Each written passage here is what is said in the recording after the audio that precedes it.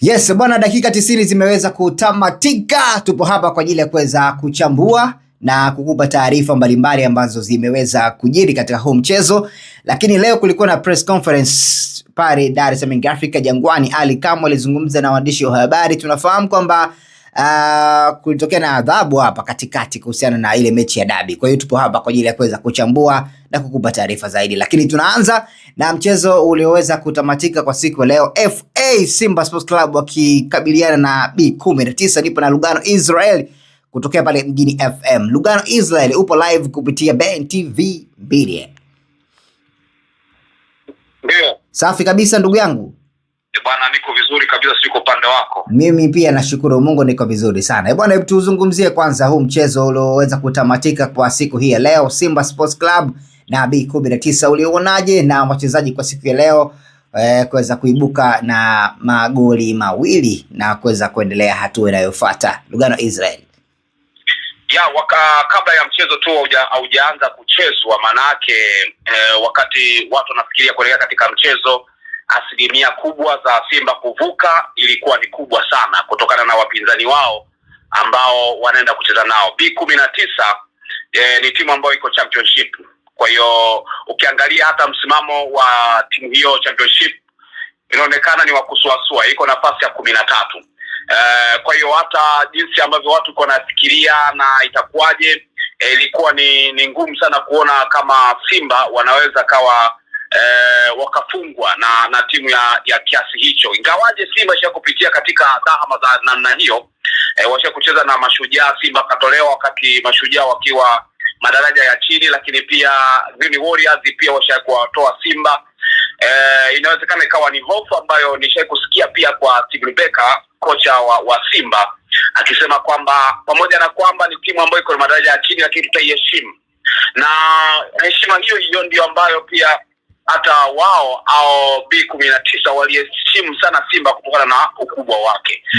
Lakini nimeona Simba ambayo iliingia uwanjani ikiwa na mabadiliko machache sana ya wachezaji, ambao naamini mwalimu alitaka kuwapa rotation. Aliangalia timu ina yenyewe, akajua hapa lazima tutashinda, lakini pia nitengeneze upiti kwa ajili ya wachezaji katika michezo mingine ambayo itakuwa inafuata. Lakini licha ya kwamba Simba waliingia uwanjani wakiamini kabisa kwamba tunawaheshimu licha kwamba kwa daraja la chini, lakini walienda wakijua kwamba tutaenda kupata matokeo kwa jinsi ya quality waliokuwa nayo. Watu wengi hawakutegemea kumuona kama Libasegeye kwenye mechi kama hizo, pengine watu tegemea kwamba wangeanzishwa wachezaji wengine. Lakini kuna wachezaji ambao waliingia kama Morris Abraham, ambaye mara nyingi amekuwa anakuwa benchi mara baada ya kutokea kina Libasegeye, Luemba. Vyote hivyo vilikuwa ni sehemu ya mchezo, lakini tulimuona Bashiru, kijana ambaye kwa sasa hivi ameingia ndani ya kikosi cha Simba, mara chache anapata nafasi kwenda kupatikana, ni mchezaji mzuri sana. Lakini kwa upande wa Hussein Abel, ambaye naye hapatagi nafasi nyingi sana mbele ya goalkeeper, kwa hiyo ni kitu ambacho kilikuwa kinaonyesha utofauti wa mechi ambazo Simba huwa wanakuwa ng'ata meno, lakini na hizi mechi ambazo Simba wanakuwa hawang'ati meno.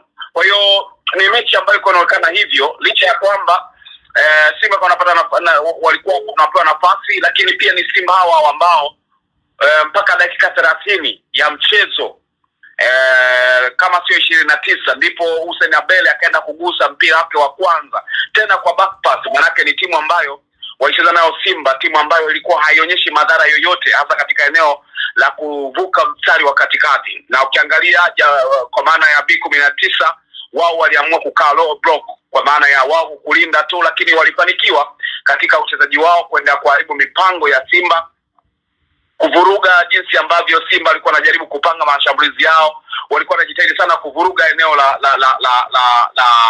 la ulinzi, hasa ukiangalia mtu kama Hamduni Ali, kiwepo Lamdani Ali, Moses Kitundu, lakini pia kama kina Cosmas Lucas wakiwa katika eneo la juu. Huwezi kujua kama ni mchezaji yupi ambaye anakaga eneo la juu na nani au anakaga eneo la chini.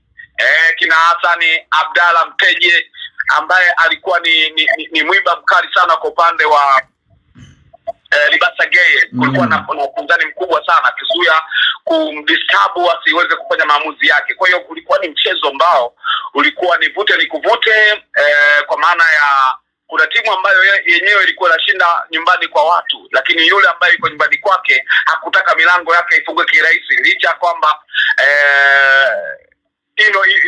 ino Lumba akaja kuifungia kipindi cha kwanza Simba, lakini watu walitarajia pengine Simba ingepata magoli mengi kwa sababu ilikuwa iko katika eneo la timu pinzani kwa maana B19, lakini ni wachezaji wa B19 walijipanga vizuri kwenda kuharibu mipango.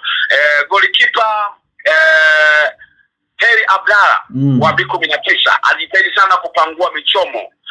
Pengine kama B19 wangetoka na sare na Simba, huenda angepewa man of the match kwa jinsi ambavyo alijitahidi sana kupambana katika mazingira yaliyokuwepo katika ule mchezo. So ulikuwa ni mchezo mzuri mpaka tunaona kipindi cha pili kuna mabadiliko ambayo Simba alienda kuyabadilisha. Akaingia Chama ambaye anaenda kufunga goli, akaingia Anset Haura ambaye pia aliasisi.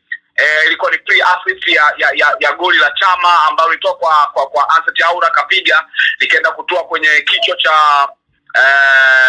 cha Mpanzu akamsogezea Chama akafunga goli.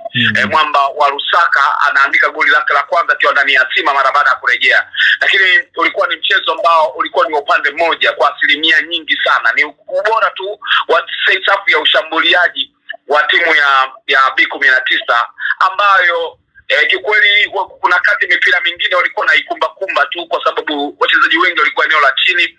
Simba walikuwa wanakosa option ya kuweza kupenya na kupiga mashuti. Vyote hivyo viliwasaidia kupunguza idadi ya magoli. Kwa unaweza kusema Simba yes, ni kwamba walikuwa wanapewa nafasi kubwa, lakini wengi walikuwa najua kwamba Simba huenda wakaifunga timu magoli mengi, lakini ni mwisho wa siku ni kwamba Simba amebuka na ushindi wa magoli 2-0. Kwa hiyo ni mchezo ambao ulikuwa ni mzuri kwa maana ya kimbinu kwa upande wa B19 ambao walipunguza idadi ya magoli, lakini kwa Simba walikuwa wanapata option ya kufunga magoli.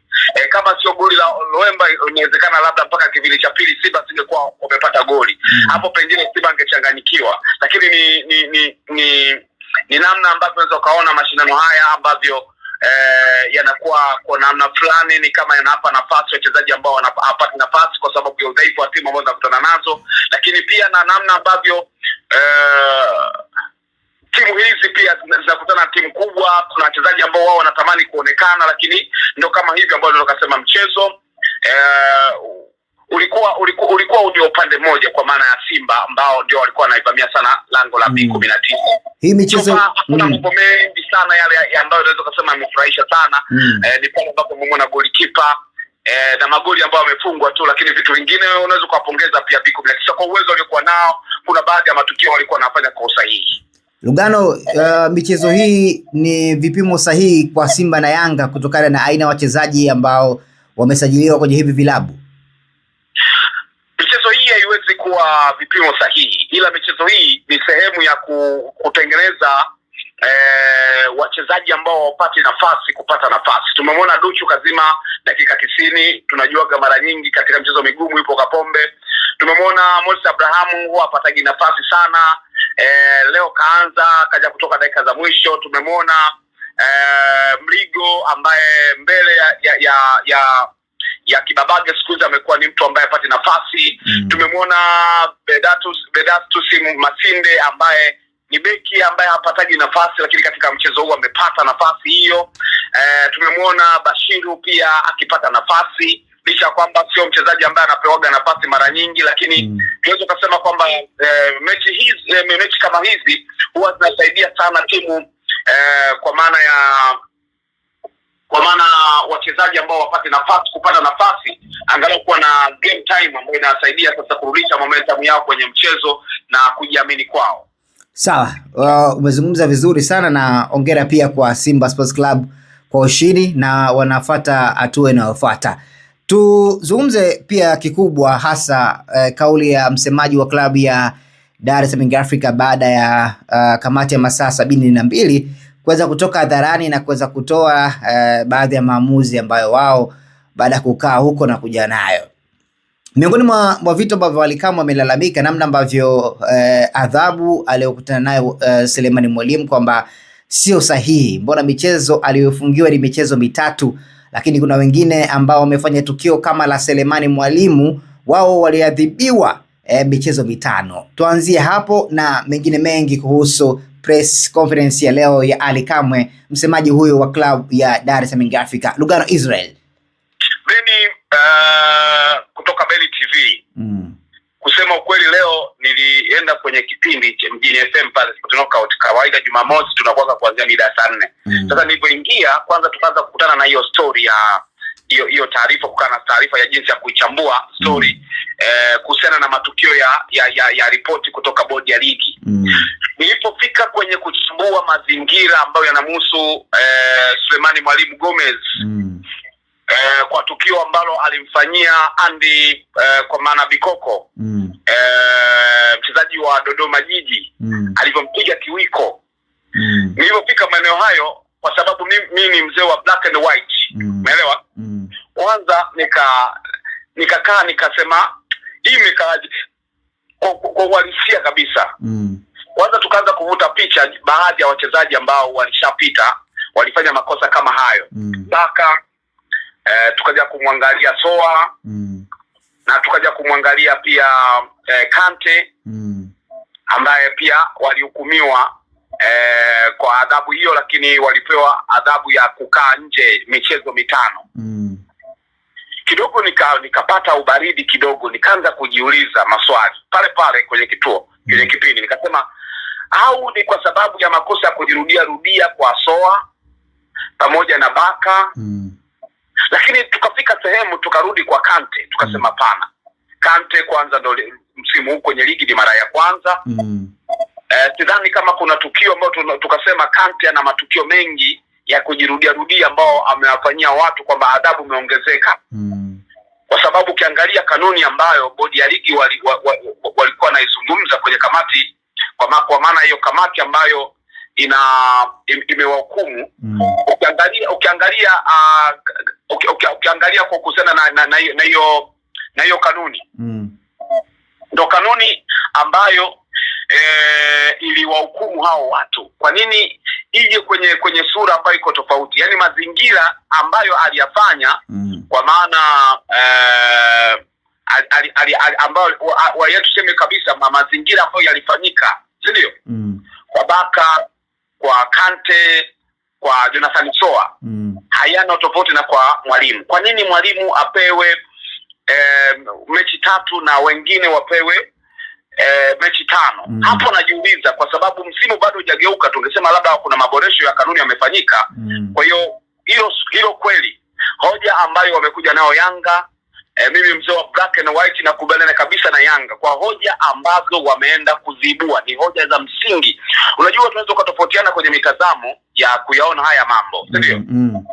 Lakini namna tu ya kusaidia ligi ni kuogopa kusema mapungufu yaliyopo ndani ya ligi. Kwa hiyo kwa upande wa Yanga, kwa kupitia Alikamwe, yeye kaibuka na kuzungumza yale ambayo uongozi wa Yanga umeyaona kwamba sio sahihi. Unajua inaweza kufikia hatua watu wakawa waoga kuzungumza ukweli kuhusiana na jambo fulani, si ndio? Lakini sio kwamba ndo unaisaidia ligi, lakini pale ambapo unazungumza hoja zenye mashiko, zenye maana, zenye kuleta mustakabali wa ligi kuwa bora, basi ni vyema ukatoka na ukazungumza. Na ndio maana mimi najiita mzee wa black and white. Simaanishi kwamba siwezi kukosea, lakini najitahidi sana niumize kichwa changu kufikiria hiki kitu kina faida kwenye ligi, kina afya kwenye matukio yaliyofanyika na vitu kama hivyo. Kwa hili la Selemani Mwalimu, mimi sikubaliani na kile ambacho kimefanyika. Labda nitakuja kuwaelewa bodi ya ligi kupitia kamati ya masaa 72, kwa maana bodi ya uendeshaji wa ligi watoke na kutoa ufafanuzi kama ambavyo Yanga wameomba kwamba wanaomba wapewe ufafanuzi. Kwa sababu hiyo bodi ya ligi kupitia kamati ya masaa 72, bodi ya kwa maana kamati ya uendeshaji wa ligi wanatakiwa kuja kutoa ufafanuzi, kwa sababu kitu kilichofanyika ni kitu ambacho kinashangaza, kileta maswali mengi ambayo mimi binafsi siwezi kukubaliana nacho, kwa sababu mimi najinasibu ni mtu wa black and white. Simba wakikosea nitawaambia ukweli, mmekosea. Yanga mmekosea, nitawaambia mmekosea. Mimi sio chawa kama machawa wengine. Mimi sikai upande wote kwamba nataka ninufaike na huku. Mimi nataka tu kazi yangu iende kama ambavyo inatakiwa, kama ambavyo Tanzania wanapenda kuwaona watu ambao wanabeba rangi mbili, black and white. Hakuna rangi ya kuchakachua tena hapa. Bodi ya ligi wanatakiwa watoke kupitia kamati ya uendeshaji wa ligi ya bodi ya ligi, watoke waseme haya ambayo Yanga wanayalalamikia yapo katika kanuni ipi, na wamefanya hivyo kwa sababu gani na kwa manufaa gani. Kwa sababu utakuwa unakumbuka kipindi chetu tunasema swala la tunacheza tuchezi, ndio nilianza mzaa tu, mtu kaibuka kaona hebu nitoe hili kama neno la hekima tu, ngoja tusawazishe. Hakuna haja ya kusawazisha, hakuna haja ya kukaa na kusema kwa sababu nimempa Kulwa basi hata Doto nimpe. Kama Kulwa akakosea achapwe viboko Doto. Yani kama Kulwa akakosea achapwe viboko Kulwa, kama ni Doto akakosea achapwe viboko Doto. Sio wote kwa sababu Doto nimempiga sana ngoja na Kulwa naye mpige sana, balance. Hiyo hatuwezi kufika. Kwa hiyo kitu ambacho kimefanyika ni kitu ambacho wanatakiwa watoke, watoe picha nzima ya nini walichokifanya na sisi tuwaelewe. Wasitulazimishe tuelewe kwa sababu wao wanataka.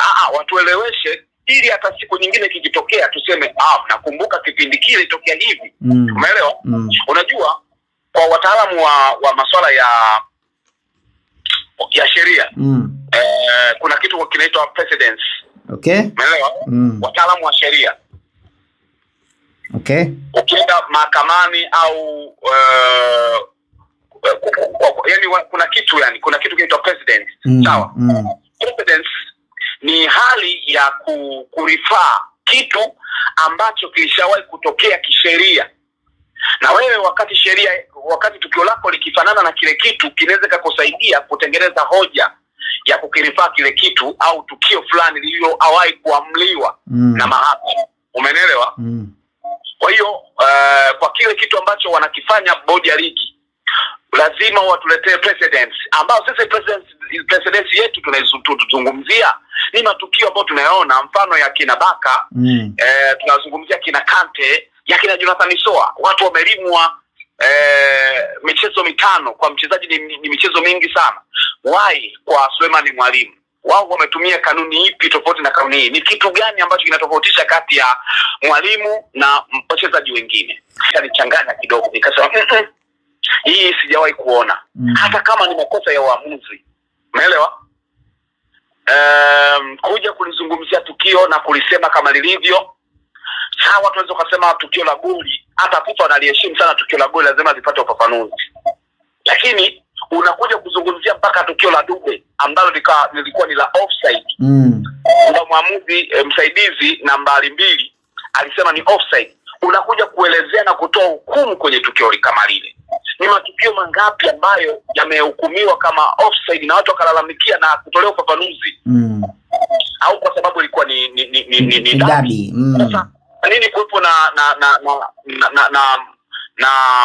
na madaraja ya watu kunani kuamua ili tutolewe ufafanuzi ili tusitolewe ufafanuzi? Hii sijaona kama ni sawa. Yani kama bodi ya ligi imeamua kuwa sawa kwa timu zote, yani rungu lipite kwa mtu yote, asiwepo mtu special kwenye timu kwenye timu ambazo ziko ligi kuu, na kusiwepo na tukio ambalo litakuwa lina maamuzi tofauti na matukio mengine kwenye ligi kuu, hasa kwenye dabi. Tunajua dabi inapewa umuhimu wake, sawa, lakini kuna matukio ambayo lazima yawe katika haki bini haki.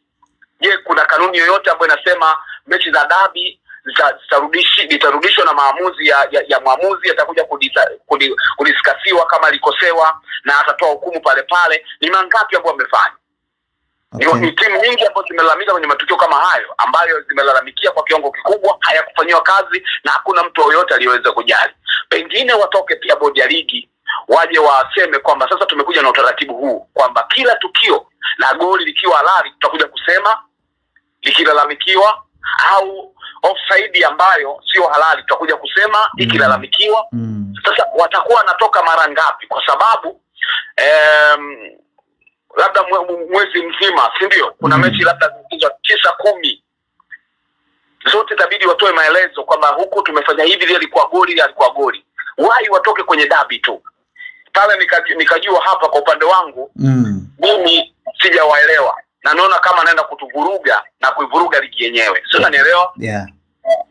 Na kitu kingine, umekuja kumhukumu mtu kwa miezi 6 na mwingine miezi 3, umeshindwa kudefine. Yes, matukio ya goli na kwa offside ambayo mpira hujaingia wavuni ni vitu tofauti. Kwa upande wa FIFA, mpira unapokuwa umeingia wavuni kama goli, ndio maana wameweka kitu kinaitwa VAR. Tunaelewa? Yeah. VAR kwa sababu wanaheshimu kwenye kilele cha mwisho cha shabiki ni kuona goli limeingia, iwe ni umefungwa wewe au umefunga mtu mwingine. Lakini goli likiingia ndio kilele cha furaha cha mpira miguu. Kwa FIFA wameweka kitu kikubwa sana. Ina maana kwenye penalty na eneo ambalo ni la kufunga goli, yani au umefanywa madhambi katika eneo la box, linazingatiwa sana. Au umefanya tukio ambalo linahitaji kadi nyekundu katikati ya mchezo, ndio wanazingatia sana. Lakini kwenye offside sijui ilikuwa hivi umbali gani ule, hawezi kuzingatia kwa namna hiyo. Umeelewa? Yeah. Sasa bodi ya ligi wao kwa kupitia kamati ya uendeshaji wa ligi, wao wameenda kudiscuss mpaka offside ya Dube. Offside ya Dube ambayo kimsingi matukio kama yale yamekuwa ni mengi sana. Njoo Dube ambao mimi sikuona kama kwa na muhimu wa kuelezea hapo yote hayo. Yeah. Sawa. Haya, njoo sasa kwa mwamuzi msaidizi na namba 1. Line 1. Kuna kauli ambayo ilizungumzwa na Wallace Karia. Swala la Dube halikuathiri mchezo. Ila goli ambalo lilifungwa na Suleiman Mwalimu lile lilienda kuathiri mchezo kwa sababu mpira uliingia wavuni. Nimekwambia kwa upande wa FIFA wanaheshimu sana mpira ukiingia kwenye nyavu. Na ndio maana wameweka VAR. Maana yake athari ya mchezo, mtu kama kaingiza mpira kwenye nyavu, VAR lazima ikaangalie. Sasa sisi hatuna VAR. Wao wakaenda kutazama na wataalamu wakasema hiki kilikuwa ni nini? Wakaja na majibu ya kwamba kilikuwa kitu fulani. Umeelewa? Okay. Nimezungumzia kwamba mimi sikubaliani na taratibu za kureview kama hivyo, kama ufanye katika michezo mingine, otherwise kama anafanya katika michezo yote. Yeah. Lakini wamekuja na maamuzi. Nyuma ya maamuzi hayo ambao wamekuja nayo, kulikuwepo na vitu ambavyo vilikuwa vinasumbua vichwa vya wana michezo wengi, wadau wa michezo. Hasa kauli ambayo ilizungumzwa na President Karia. Okay. Kuhusiana na mtu ambaye ataenda kuharibu mchezo. Kwa hiyo mimi naamini kamati ya uendeshaji wa ligi kulikuwa na haja ya waje na ripoti kwamba tukio ambalo lilitokea linalalamikiwa. Sawa. Tumeleta uchunguzi ambao unaonekana hakukuwa na shida yoyote juu ya mwamuzi yule, kwamba pengine alipanga matokeo au alinunuliwa na mtu au kuna kosa lolote ambalo lilihusiana na masuala ya rushwa na vitu kama hivi. Okay. Nadhani labda ilikuwa ni kauli ya watu wangeipokea vizuri kwamba kumbe wanafuatilia, kumbe yule ilikuwa ni makosa ya kibinadamu, kwa sababu lazima tukubali hata EPL pale nchini Marekani, pale nchini England, sawa, wanakosea pia, waamuzi pia wanakosea katika zile offside, wanakosea katika faulo, wanakosea katika matukio, mpaka VAR ya yenyewe inakosea. Kwa hiyo ni vitu ambavyo lazima tukubali vipo. Sasa ni namna gani vya kuviendea, ndo hapo tufikirie.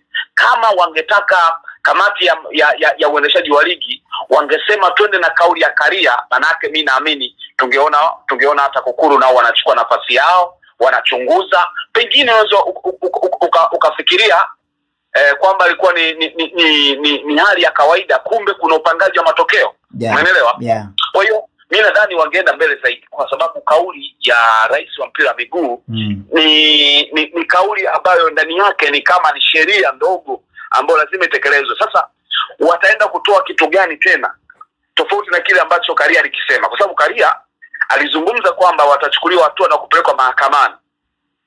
Alijua kuna sheria za soka kuvuka ambazo haziruhusu kwenda mahakamani. Sasa wao walilinda vipi kauli ya nani? Ya Wallace Karia. Kuilinda ilikuwa ni TAKUKURU au mazingira wangetoka wao kwamba tumefanya uchunguzi, hakukuwa na swala lolote ambalo husiana na rushwa. Tumechunguza ni mapungufu ya refa mwenyewe. Kumfungia sawa, inawezekana kuna makosa mengi ambayo pengine ameyafanya huko nyuma, lakini kama ni kosa hilo, waamuzi wangapi watafungiwa kwa namna ambavyo wanafungiwa? Kwa hiyo mimi naona kuna mapungufu makubwa sana ya maamuzi. Watu wanaamua kwa pressure, wanaamua kwa yani mpaka kuna vituko vingine unaona hata hili mmeamua. Mfano, hebu chukulia maamuzi ya Simba, mchezo wa Simba na Dodoma Jiji. Abdi Banda anadondoka kwenye kitanda cha tuseme kwenye machela, si ndio? Anadondoka kwenye machela, anakuja kufungiwa michezo mitatu na faini milioni 1. Hivi Waarabu si wangekuwa wote wamefungiwa Waarabu? Michezo ambayo tunaishuhudia hapa, Waarabu akija wanajidondosha, mara kaamka akasimama katembea mwenyewe. Yote hivyo wanajua jinsi ya kupoteza muda. Mtu ambaye anatakiwa kuongeza muda ni mwamuzi. Wacha wanapoteze. Umeelewa? Lakini yani kamati ya uendeshaji wa ligi wao wamekuja na hukumu ya milioni 1 na michezo mitatu. Yaani kuna vitu fulani mimi naona shangaa. Mapato. So ukusanyaji wa mapato huo. Hata kama unakusanya mapato, hiyo kanuni inasemaje? Kuhusiana na mchezaji ambaye atachelewesha muda. Kuna kadi kwa mwalimu, kocha itabidi atoe kadi pale. Kama kocha refa atakiwa atoe kadi ambayo ingemhukumu kwenye mchezo kama umepoteza muda. Sasa mwamuzi hajatoa kadi. Manake mwamuzi aliona ni sawa, nitaongeza muda kutokana na muda unaopoteza, na ndio muda ulioongezwa. Ila kamati imekuja na adhabu. Unajua kuna watu ambao wanaamini ukiwakosoa uwapendi au unawachukia, na wanatengeneza chuki na kuonekana we mtu mbaya. Lakini kwa mtu ambaye ameamua kwa black and white, tutawaambia ukweli, kwa sababu tunataka ligi, baadhi ya vitu ambavyo haviko sawa sawa vikae sawa sawa. Otherwise watoke watueleze kwamba bwana, tufuate hiki ndio kiko sawa, tofauti na minong'ono ambayo inaendelea sasa hivi. Umeelewa? Mimi binafsi katika hayo mimi sijaelewa, na naungana na Yanga kwa kile ambacho wanakipigania. Hatuwezekani tukaendesha ligi katika mitindo ya miemuko na kuogopana au kuwa na kitu ambacho kila mmoja niuliza, mbona hapa sielewi? Sasa kwa nini usieleweke? Watoke ambao wameleta huo taratibu wakatuelewesha. Sawa Bwana Lugano Israel, mimi nimefurahi sana kwa muda wako kutuelezea namna ambavyo matokeo ya leo kati ya Simba na B19 pamoja na press conference ya Dar es Salaam Africa, ambapo Alikamwe ameeleza kiundani namna ambavyo adhabu hizi zimeweza kutolewa. Na mimi ni kushukuru sana, lakini kwa kuwakumbusha tu wadau ni kwamba Yanga wameweka hoja zao 5. Hizo hoja 5 wameomba bodi ya ligi waende kuelezea kila kitu ambacho kimeamliwa, kilichoamliwa na kamati ya uendeshaji wa ligi. Tunawaambia tu watu kitu ambacho kinafanywa na Yanga ni kitu sahihi. Mimi kwa upande wangu ni kitu sahihi. Kama watu tutakuwa tunakaa kimya, tutakuja kusikia maamuzi ambayo mengine yatakuja kutustua hapo baadaye. Umeelewa? Kwa lazima tuambie bodi ya ligi na kamati ya uendeshaji wa ligi, kuna watu wako macho kwa kila tukio. Umeelewa? Lakini Yanga hawa ambao wao wameibuka na kuzungumza kuhusiana na swala hili la Suleiman Mwalimu kumpiga kiwiko na kupewa adhabu ambayo ni ndogo kutofauti na wachezaji wengine, wamesahau kwamba kwenye tukio la Yanga na JKT Tanzania, Yanga alifanya tukio ambalo bodi ya ligi na kamati ya uendeshaji wa ligi hawajalitolea ufafanuzi. Lile tukio ambalo Baka hakuwa na sababu ya kwenda kujiangusha na kumkandamiza mwenzie chini. Kule ni tukizungumzia kumhatarishia mtu afya, ni mazingira kama yale. Sawa, lakini waliona mkono jinsi ambavyo Baka alimkaba. Je, ni afya? Mimi binafsi, pamoja na kwamba Yanga wao wana haki kuzungumzia hili, lakini pia nao walistahili kusema kwamba hata sisi tunahitaji Baka afungiwe michezo hiyo mitano kama ambavyo Suleiman Mwalimu tunataka afungiwe michezo mitano. Kwa hiyo tukio lililofanya Baka anastahili naye kuingia kwenye kamati ya masaa 72 kwa maana kamati ya uendeshaji wa bodi ya ligi, naye ahukumiwe kama ilivyo kwa Suleiman Mwalimu, kwa sababu nalo sio tukio la kiungwana, kwa sababu tunapozungumzia mpira wa miguu tunazungumzia ni mchezo wa kiungwana. Kamati ya uendeshaji wa ligi watuambie tukio ambalo alilifanya Baka lilikuwa na ungwana ndani yake, kumkaba mchezaji, kwanza alimwangukia, sio alipomwangukia akaenda kumwekea mkono konga. Je, alichokifanya kinaungwana ndani yake? Kama kinaungwana, kamati ya uendeshaji wa ligi kuu Tanzania bara waende kuiangalia na hiyo pia. Wakati Yanga wakitaka hayo, nategemea nao Simba waandike barua nao kuomba ufafanuzi kuhusiana na tukio hilo. Kama Simba hawajaona kama ni tukio, basi watakuwa na sababu hiyo. Sawa bwana Lugalo, shukrani sana. Asante sana. Sawa.